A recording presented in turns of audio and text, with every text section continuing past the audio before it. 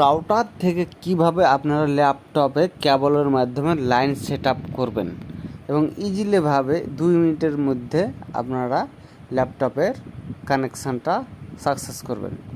তো মূলত এই ভিডিওর মাধ্যমে আপনাদের সম্পূর্ণ প্রসেসটাই দেখাবো, ইনশাল্লাহ খুব সহজে আপনারা পারবেন এটা। তো চলুন ভিডিও শুরু করা যাক। এই এখানে রাউটার একটা লাইন লাগাইছি, আবার ল্যাপটপের ভিতরে একটা লাইন লাগাইছি। এখন হ্যাঁ লাগাই দিছি 2 মুখ, কেবলের 2 মুখ 2 দিকে লাগাই দিছি। এবার চলে যেতে আমাদের কম্পিউটারের স্ক্রিনে, অর্থাৎ ল্যাপটপ স্ক্রিনে।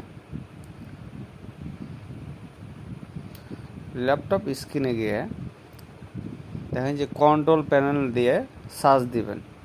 কন্ট্রোল প্যানেল, এখানে কন্ট্রোল প্যানেল চলে এসেছে। কন্ট্রোল প্যানেল গিয়ে দেখবেন যে নেটওয়ার্ক অ্যান্ড ইন্টারনেট, সেখানে ক্লিক করে তারপর দেখেন সেখানে চলে এসেছে নেটওয়ার্ক অ্যান্ড শেয়ার সেন্টার।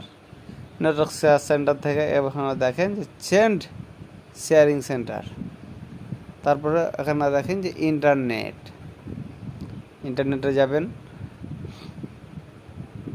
ইন্টারনেটে যেয়ে আপনার প্রপার্টিজে ক্লিক করতে হবে। এখানে প্রপার্টিজে ক্লিক করে দেবো। ইন্টারনেটে গেলাম,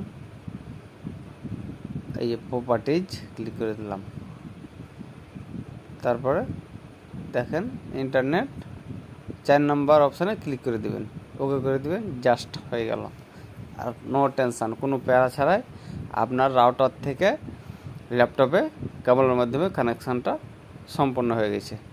এখন আপনি ধুমধাক্কা আপনি ওয়াইফাই চালান ফ্রি মাইন্ডে, কোনো টেনশন ছাড়া।